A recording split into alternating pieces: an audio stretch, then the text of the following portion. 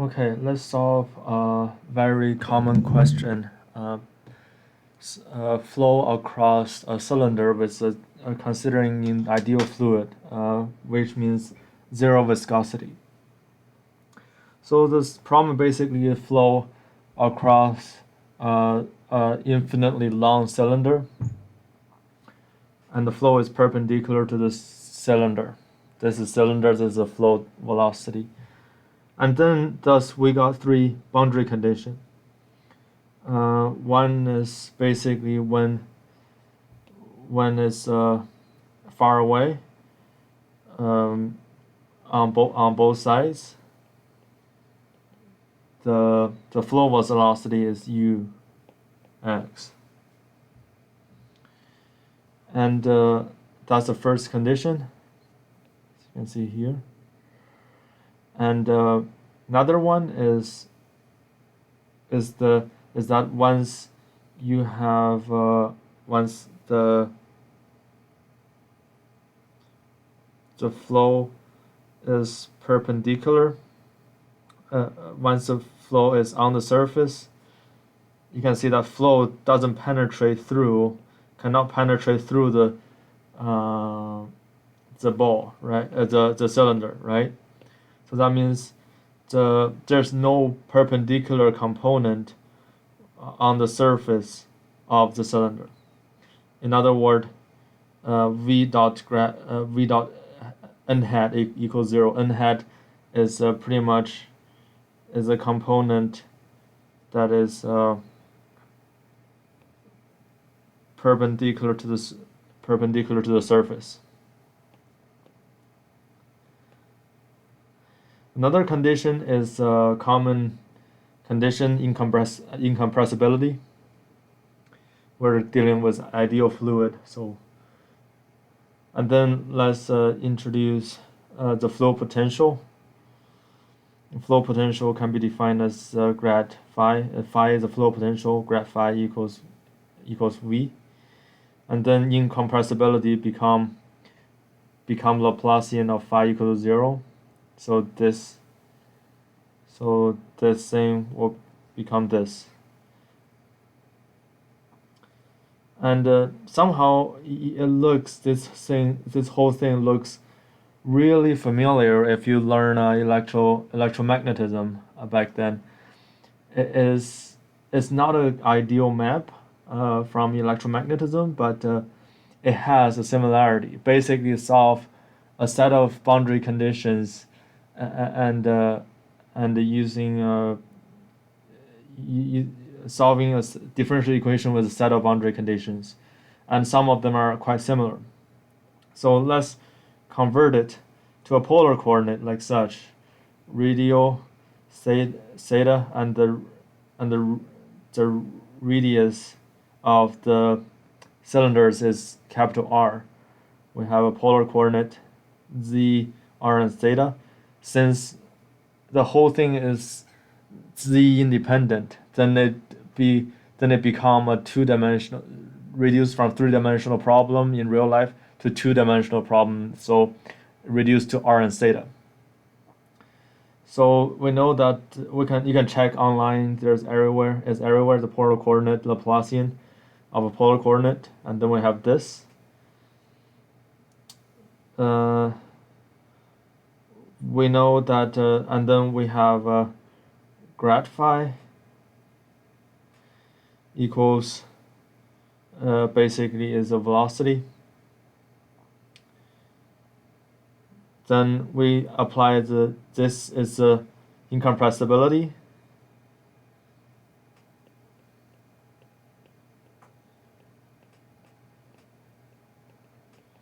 There may be a misspelling, but something like that. And this is basically n dot v equals 0, so no perpendicular component on the surface of the cylinder. So we have this one this one, and then once we go far in the infinity, we have this one. So this one is basically once far, far away. So velocity is ux. And we know x can be expressed as this.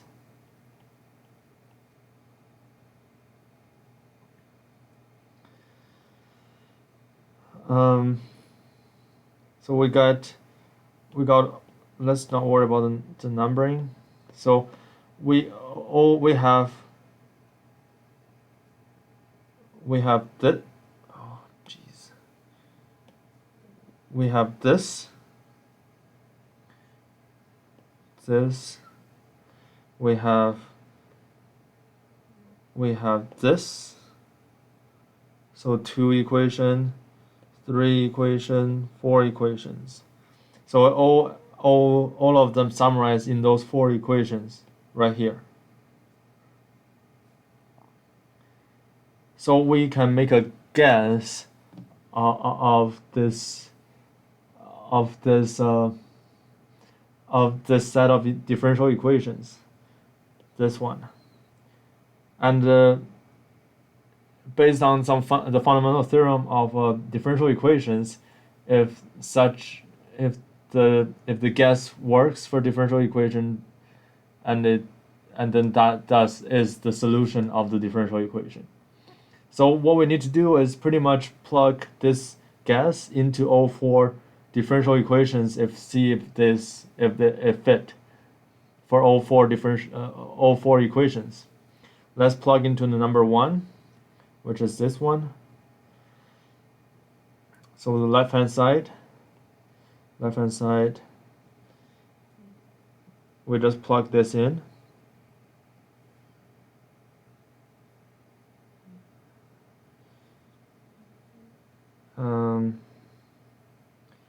So derivative of r is 1, and then derivative 1 over r is negative r squared, 1 over r squared, and theta square.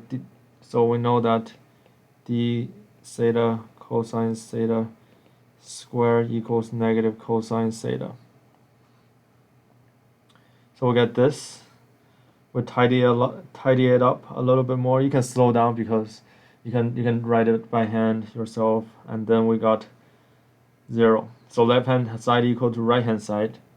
Then satisfy number 1, equation number 1. Same thing, go to the equation number 2, derivative of r. So we have this at r equals big R, then 1 minus 1 equals 0. Then number 2 satisfied. Number 2 satisfied as well. Number 3, at infinity, this thing, derivative infinity square equals 0. So we have u cosine theta. So u cosine theta satisfied. Number 4, we have at infinity, this go to 0. At infinity, then we have negative ur sine theta. Negative ur sine theta. Number 4 satisfied. So this guess satisfy all 4 criterion. Thus, is a valid solution. And we can convert it if you want to back to Cartesian coordinate. And then something very interesting happened. As you can see, this function phi is indeed an even function with respect to x and y.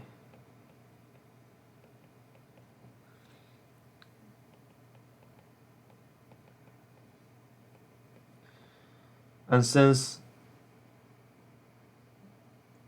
since we can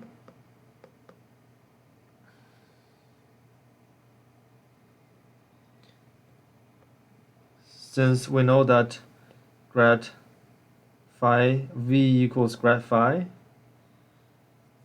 then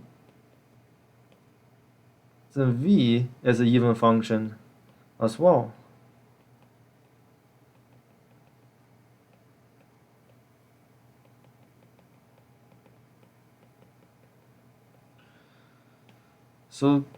So that means the whole configuration of the flow is symmetric across x and y. So what happened is the is in a way counterintuitive. By intuitive thinking, you think, well, then it will just look like this, all symmetric. Just pretend it's symmetric because it's hand drawn. Then by look of it, the force is applied here and here is equal, and here and here are equal. That means the net force equals 0. So the intuitive way of understanding it is quite easy. Like, it just net force is equal to net force equal to 0. So let's calculate it. So from the first moment, we have v grad v. So since we're doing, let's write it down in this full glory.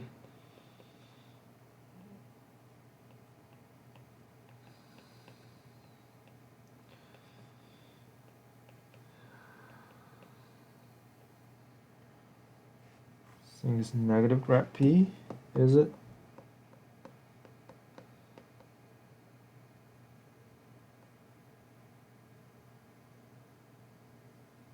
Yeah, negative grad p. So since we're doing a steady state, then the velocity should not be time dependent. Since v is an even function,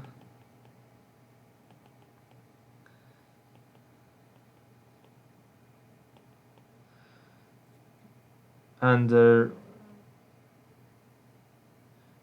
let's assume rho is a constant, thus we can get from this by v x negative y grad v x negative y equals negative rho 1 grad rho x negative y, and this equals, and then since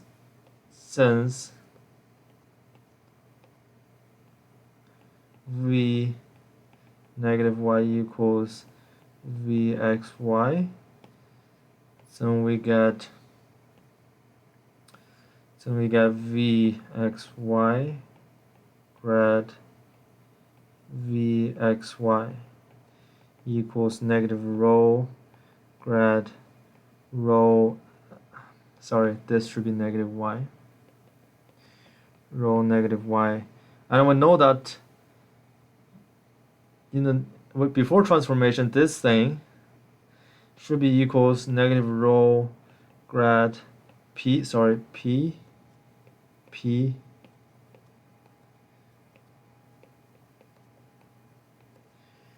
grad p x y as well. Then from those two, we arrived to p x negative y equals p xy. Similarly,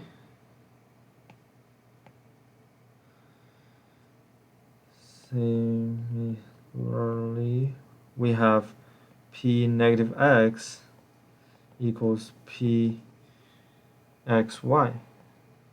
Similar argument. And we know that force, net force, can be calculated by dx, dy, pxy, n, where n is the normal vector, the unit vector that is normal to the surface. So quite intuitively, we know, see that? Then that means n x negative y equals negative n xy, and negative xy equals n xy. Because once you're up and down, like high in the positive and negative, then you have the opposite direction. Then n is an odd function, p is even function. So this is even, this is odd. So this whole thing add together is an odd function. What happens when you integrate that odd function and even bound in the symmetric boundary? From the calculus, you know that equal to 0. No net force. What happened? Intuitively thinking, if a flow through the cylinder, it must have net force that have opposite force that counteracted, so that it makes sense intuitively. But we ignored one of the things that is associated to the reality, viscosity or frictions. We just completely ignored it. So in the ideal fluid that is not that give us zero net force, and this is the full derivation of such thing. And also you can check on Wikipedia potential flow around a circular cylinder.